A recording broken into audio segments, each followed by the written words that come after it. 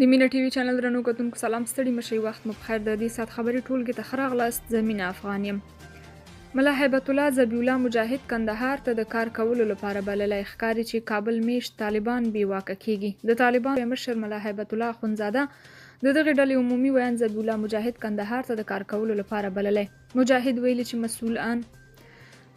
ویلي چې مرستیالان به یې کابل کې وي او د دفتر لویه برخه به کندهار ته لیږي. هغه د دغې پریکړې دلیل نه دی په ډاګه کړی. څارونکي باور لري چې کندهار ته د طالبانو د ویاند د دفتر او نورو مطبوعاتي څیرو له لیږد سره ملا هیبت الله د واک انحصار ته شدت ورکوي او د طالبانو کابل میشت چارواکي هم کم صلاحیته کیږي. د افغانستان بانک تیر کال د افغانۍ په ارزښت ساتلو کې بریالی و. د افغانستان بانک مسؤلین وایي چې په 1400 مالي کال کې څه د پاسه 3 میلیارده 140 میلیونه د افغانۍ نوي بانک نوټونه هیواد ته را رسیدلي دي. په هغې غونډه کې چې نن د حکومت د اطلاعاتو او رسنیو په مرکز کې جوړه شوې وه، د افغانستان مسؤلینو د دغه بانک د 1400 مالي کال د مهمو فعالیتونو او لاسته راوړنو راپور له رسنیو سره شریک کړ.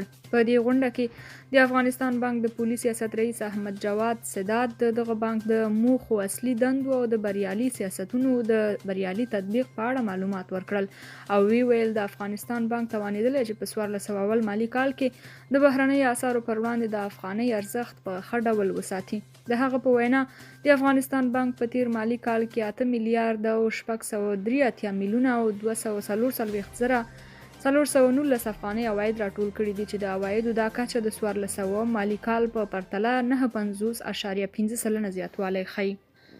بلوڅانو 2 پاکستانی عسکر وژلي. د بلوچستان په کچلاخ یا کچلاک سیمه کې د سرحدي عسکرو پر یوه پوسته د وسلوالو په برید کې 2 سرتیري وژل شوي دي. د سرحدي عسکرو یو چارواکي چې له رسنیو سره د خبرو کولو اجازه نه درلوده، د نوم نه څرګندولو په شرط مشال راډیو ته وویل چې پیښه د اپریل په 4مه شپې مهال له کوټې ښاره 25 کیلومتره لرې په کچلاخ سیمه کې پر بایپاس سړک شوې ده. د نوموړي په وینا د نامعلومه وسلوالو په حمله کې یو سرتیری پر هماغه ځای ووژل شو او دویم ژوبل سرتیری شپې په روغتون کې ساور کړه. د یاد برید مسؤلیت بلوڅانو منلی دی. بلخوا سرحدي ځواک یا FC ویلي چې په پیښه کې د ککړو کسانو پر ضد د لټون عملیات پیل کړي دي. متقي وایي افغانستان له روسیې سره د سیاسي او اقتصادي اړیکو پراخولو ته لیواله دی. د اسلامي امارت د بهرنیو چارو وزارت سرپرست امیر خان متقي نن د افغانستان لپاره د روسیې سفیر ښاغلي دمیتري ژیرنوف سره لیدلي دي. د اسلامي امارت د بهرنیو چارو وزارت وایي په دې ناسته کې دواړو خواو د افغانستان او روسیې ترمنځ پر سیاسي، امنیتي، اقتصادي او هر اړخیزو همکاریو مفصلې خبرې وکړي. د بهرنیو چارو وزارت ویلي د دې وزارت سرپرست په دې لیدنه کې ټینګار کړی چې افغانستان لیواله دی له روسیې سره خپلې سیاسي او اقتصادي اړیکې پراخې کړي. سرچینه کاږي متقي ژیرنوف ته ډاډ ورکړی چې اوس افغانستان کې کوم جدي امنیتي ګواښ نشته او نه هم له افغانستان څخه نورو هیوادونو ته کوم ګواښ شته. په دې لیدنه کې د روسیې سفیر هم په ورته ډول د دواړو هیوادونو پر نږدې اړیکو ټینګار کړی او په راتلونکي کې په ګڼو برخو کې د دولتي پلاو د تګ او راتګ په اړتیا تیاری ښودلی دی. په الاقصی جومات کې د لمونځ کوونکو او اسرائیلي پولیسو ترمنځ نښتې شوې. د اسرائیلي پولیسو ویلي دي چې سهار وختي عملیاتو کې 350 مسلمان عبادت کوونکي نیولي دي. پولیس وایي دغو عبادت کوونکو سره چې اعتراضیان یې بولي په جومات کې دننه د اور اچونې وسایل، لرګي او ډبرې وي. فلسطینیان بیا وایي چې اسرائیلو ځواکونو له خلکو د سیمې پاکولو لپاره لاسي بمونه او ربړي ګولۍ کارولې او 14 تنه یې ټپیان کړي دي. د فلسطیني ادارې سرې میاشتې ټولنه وایي اسرائیلي ځواکونو ان سیمې ته د روغتیایي ډلو د ورتګ مخه هم نیولې ده. له پیښو وروسته وسلوالو له غزې تر اډې د اسرائیلو په لور 9 راکټه توغولي او اسرائیلو یې هم په ځواب کې هوایي بریدونه کړي دي. وروستۍ تاوتریخوالي د روژې میاشتې او د یهودیانو د عید الفصح سره هم مهال رامنځته شوي دي. الاقصی جومات چې د مسلمانانو او یهودانو لپاره سپیڅلی ځای دی، وخت نا وخت د دواړو خواو ترمنځ د مذهبي مراسمو په وخت کې د تاوتریخوالي سیمه وي.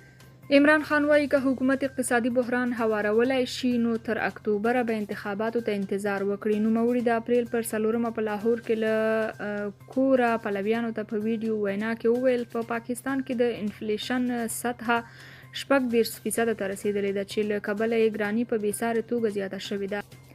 او که اسټبلیشمنت او حکومت له اقتصادي او مالی بحران د وتلو لارې لري نو د انتخاباتو ته انتظار کولی شي. هغه وویل زه به در سره تر اکتوبر انتخاباتو ته انتظار وکړم، خو چې له تاسې سره نن پیسې نشته نو په اکتوبر کې به یې له کومه کړئ. په پاکستان کې د اسټبلیشمنت اصطلاح اکثره د هغه هیواد امنیتي ادارې لپاره استعمالیږي.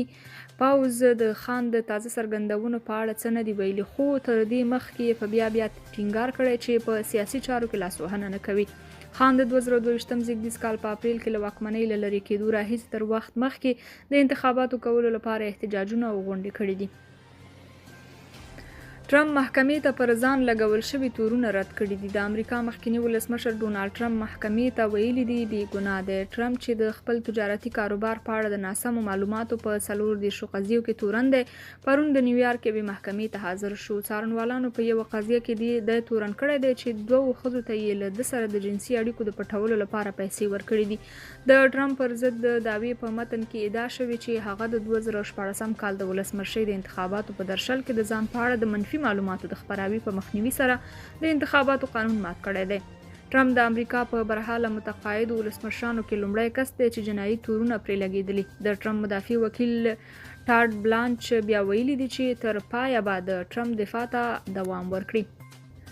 په تیر 14 ورځو کې د طبیعي پیښو له کبله هیواد کې 21 تنه مړه شوي. طبیعي پیښو ته د رسیدو په چارو کې د دولت وزارت ویاند وایي چې د وري له لومړۍ بیا د همدې میاشتې تر 14مې د هیواد په 13 ولایتونو کې د سیلابونو او زلزلې له امله 21 تنه مړه شوي او 102 تنه نور ټپیان شوي دي.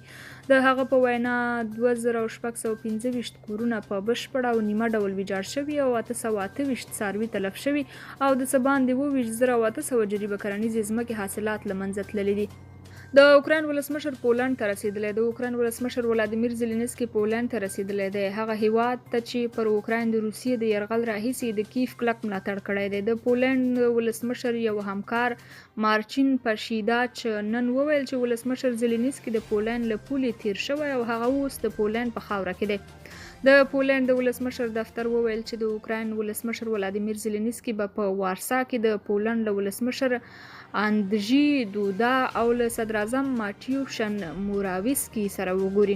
پولنډ پر اوکراین د روسیې د یرغل راهیسې د خپل ختیځ ګاونډي لپاره د لویدیځ د پوځي او سیاسي ملاتړ په راجلبولو کې مهم رول لوبولی دی.